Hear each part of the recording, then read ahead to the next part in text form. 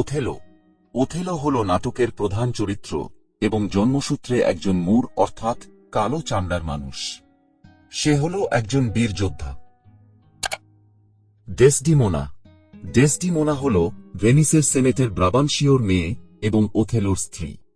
সে একজন সুন্দরী, নিষ্পাপ এবং পবিত্র মহিলা। ব্রাবানশীয় ব্রাবানশীয় হলেন ভেনিসের একজন ধনী সেনেটর এবং ডেসডিমোনার পিতা। ক্যাসিও ক্যাসিও হল ভেনিসের একজন তরুণ এবং সুদর্শন ফ্লোরেন্টাইন সৈনিক।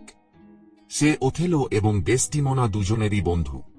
তার বন্ধুভাবাপন্ন প্রকৃতি এবং মাধুর্য সহজেই স্ত্রীলোকেদের আকর্ষণ করত। ইয়াগো ইয়াগো হল নাটকের খলনায়ক। সে হল ভেনিসের সৈন্যদলের একজন বয়োজ্যেষ্ঠ সৈনিক এবং এমিলিয়ার স্বামী। এমিলিয়া এমিলিয়া হল ইয়াগোর স্ত্রী এবং ডেসডিমোনার পরিচারিকা। ভেনিসের ডিউক ভেনিসের ডিউক হলেন একজন অত্যন্ত জ্ঞানী মানুষ এবং পক্ষপাত শূন্য বিচারক। মন্টানো মন্টানো হলেন সাইপ্রাসের একজন যোগ্য অফিসার। রোডারিগো রোডারিগো হলেন ভেনিসের একজন নামকরা ব্যবসায়ী। সে ডেসডিমোনাকে খুব পছন্দ করে এবং তাকে বিয়ে করতে চায়।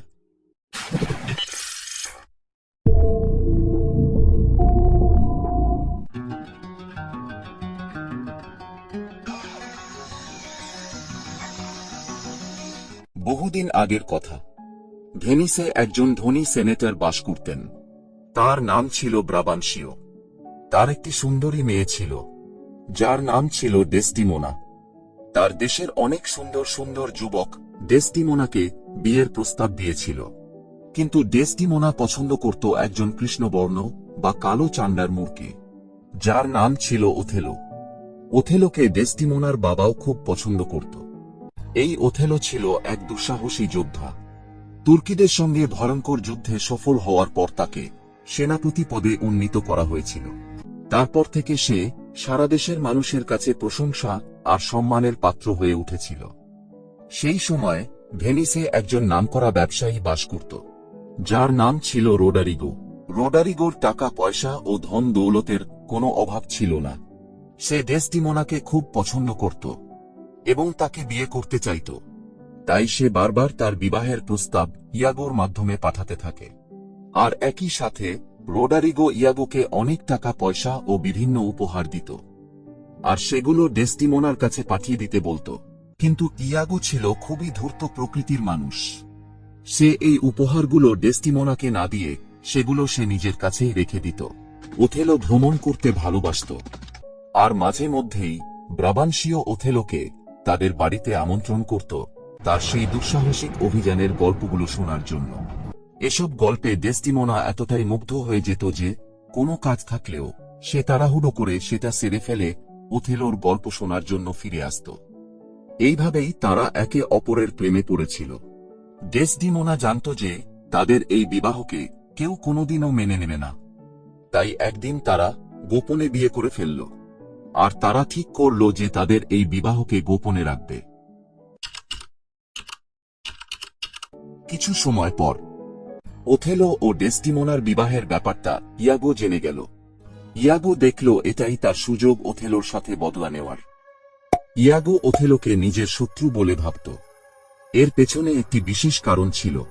ওথেলো ও ডেসডিমোনার এক ফ্লোরেন্সীয় বন্ধু ছিল, যার নাম হল ক্যাসিও। এই ক্যাসিও ওথেলো ও ডেসডিমোনার ভালোবাসাকে সফল করার জন্য তাদের প্রচুর সাহায্য করেছিল। তাই ওথেলো তাকে লেফটেন্যান্ট পদে উন্নীত করেছিল।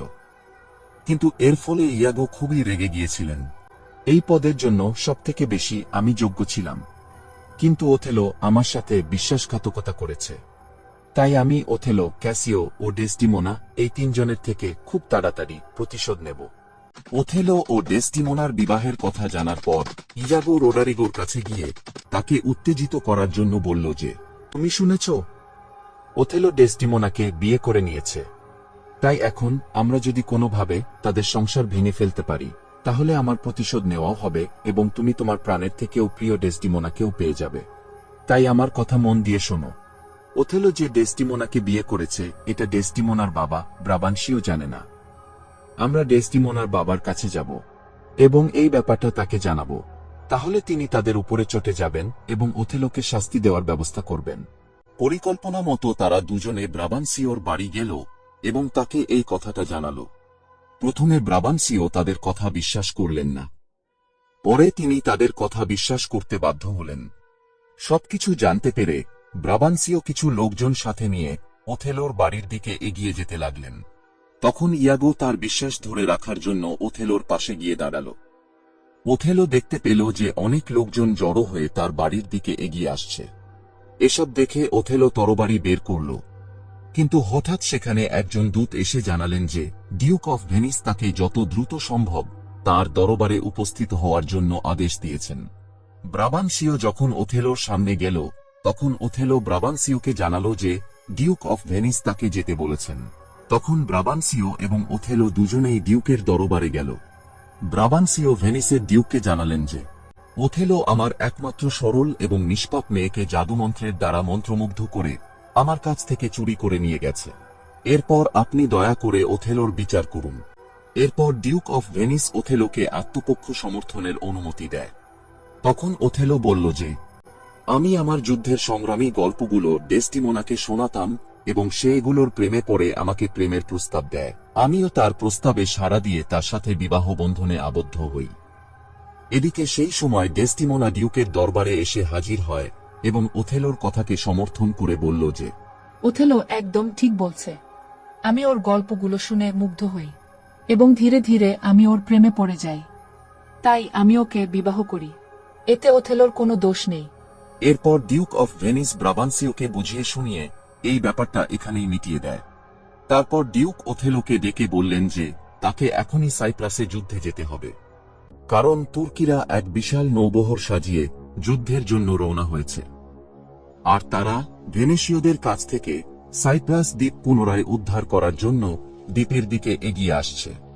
অন্যদিকে ডেসটিমোনা তার পিতাকে বলল যে আমার জীবন ও শিক্ষার জন্য আমি তোমার প্রতি কৃতজ্ঞ, কিন্তু এখন আমাকে আমার প্রেমিক ও স্বামী ওথেলোর জন্য এক বড় কর্তব্য পালন করতে হবে।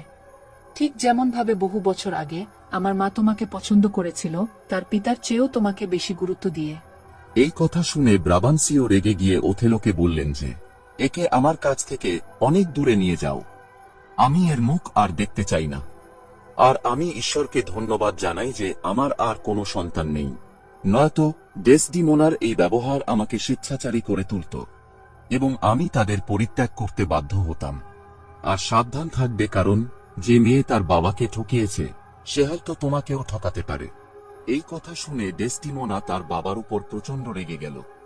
সে তার বাবাকে বলল যে আমি আর এখানে এক মুহূর্তের জন্য থাকতে চাই না, আর আমি এই মূর্খকে ভালোবেসেছি তার সাথে সারা জীবন কাটানোর জন্যেই। এরপর ওথেলো ও ডেসটিমোনা নৌকায় করে সাইপ্রাস দ্বীপের দিকে রওনা দিল। কিন্তু তারা সেখানে পৌঁছে জানতে পারল যে সাইপ্রাস দ্বীপের দিকে আসার সময় তুর্কি নৌবাহিনী ঝড়ের কবলে পড়ে বিধ্বস্ত হয়ে গেছে এবং তাদের আক্রমণ করার মতো আর কোনো শক্তি নেই। তাই সেই দ্বীপের বাসিন্দারা সেই দিনটিকে উৎসবের মতো পালন করতে চায়।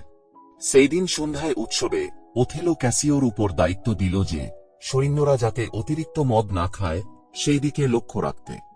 সেই রাতে চতুর ইয়াগো এক চক্রান্ত করল। সে ক্যাসিওকে বাধ্য করল চূড়ান্ত মদ্যপান করতে। আর মদ্যপান করার পর ক্যাসিও মন্টানো নামে এক যোগ্য অফিসারের সাথে ঝামেলায় জড়িয়ে পড়ল। ইয়াগো পরিস্থিতির সুযোগ নিল এবং সকলকে জাগিয়ে তুলল। ওথেলো জেগে উঠে ক্যাসিওর কাছে এই সব আচরণের কারণ জানতে চাইল, কিন্তু লজ্জায় ক্যাসিও কোনো জবাব দিতে পারল না, শুধু মাথা নিচু করে দাঁড়িয়ে থাকল। ফলে ওথেলো ক্যাসিওকে তার উন্নীত পথ থেকে সরিয়ে দিল। ওথেলো সেখান থেকে চলে যাওয়ার পর ইয়াগো ক্যাসিওর কাছে গিয়ে বলল যে বন্ধু, তুমি একটা কাজ করো। তুমি যদি ওথেলোর স্ত্রী ডেসটিমোনাকে গিয়ে একটু ভালোভাবে বলতে পারো, তাহলে হয়তো তুমি তোমার পথ ফিরে পাবে। ইয়াগোর কথা মতো ক্যাসিও ডেসটিমোনার সাথে গোপনে দেখা করল। আর ডেসটিমোনা ক্যাসিওকে কথা দিল যে সে তার স্বামীর কাছে ক্যাসিওর হয়ে ওকালতি করবে। সেই দিন রাত্রে ডেসটিমোনা ওথেলোকে বলল যে ক্যাসিও নিজের ভুল বুঝতে পেরেছে, তাই দয়া করে ওকে ওর পথটা ফিরিয়ে দিন। আর এই ক্যাসিওই হলো সেই ক্যাসিও যে আপনার হয়ে আমার কাছে প্রেম নিবেদন করতে এসেছিল। আমি মাঝে মধ্যে ওর কাছে আপনার নিন্দা করেছিলাম, কিন্তু সে সর্বদা আপনার পক্ষ নিয়েছিল। তাই এইবারের মতো ওকে ক্ষমা করে দিন। আচ্ছা ঠিক আছে, আমি ওর পদ ওকে ফিরিয়ে দেব, কিন্তু আমাকে একটু সময় দাও। একদিন ক্যাসিও এবং ডেসডিমোনা যখন এই ব্যাপারে কথা বলছিল, সেই সময় ইয়াগো এবং ওথেলোকে সেই ঘরে প্রবেশ করতে দেখে ক্যাসিও সেই ঘরের পিছনের দরজা দিয়ে চোরের মতো পালিয়ে গেল। এসব দেখেও কিন্তু ওথেলো প্রথমে কিছু মনে করল না। এরপর ওথেলো ডেসডিমোনার সাথে কথা বলতে লাগল এবং এই ব্যাপারটা ভুলেই গেল। কিন্তু ডেসডিমোনা যখন সেখান থেকে চলে গেল, তখন ইয়াগো ওথেলোর মনে সন্দেহ বসিয়ে দিল যে ক্যাসিও এবং ডেসডিমোনা দুজনেই দুজনকে ভালোবাসে, তাই তারা গোপনে দেখা করতে এসেছিল। ওথেলো কিন্তু সেই কথায় বিশ্বাস করল না। তখন ইয়াগো ওথেলোকে বলল যে, আপনি ডেসডিমোনাকে যে রুমালটি উপহার দিয়েছিলেন সেটি আমি ক্যাসিওর হাতে দেখেছি। সেই রুমালটি দিয়ে ক্যাসিও নিজের মুখ মুছতেছিল। এটা যদি সত্য হয়ে থাকে, তাহলে আমি 3 দিনের মধ্যেই ক্যাসিওকে মৃত্যুদণ্ডে দণ্ডিত করব, আর ওই সুন্দরী শয়তানকে আমি নিজের হাতে হত্যা করব। এরপর ঘটনাটির সত্যতা যাচাই করার জন্য ওথেলো ডেসডিমোনার কাছে গিয়ে রুমালটি চাইল, কিন্তু ডেসডিমোনা রুমালটি দিতে ব্যর্থ হল, কারণ সেটি তার কাছে ছিল না। এতে প্রচণ্ড রেগে গিয়ে ওথেলো ইয়াগোকে আদেশ দিল যে সে যেন ক্যাসিওকে হত্যা করে, আর ওথেলো নিজে গেল ডেসডিমোনাকে হত্যা করতে। কিন্তু সে একবারও ভাবল না যে সেই রুমালটা কিভাবে ক্যাসিওর কাছে গেল।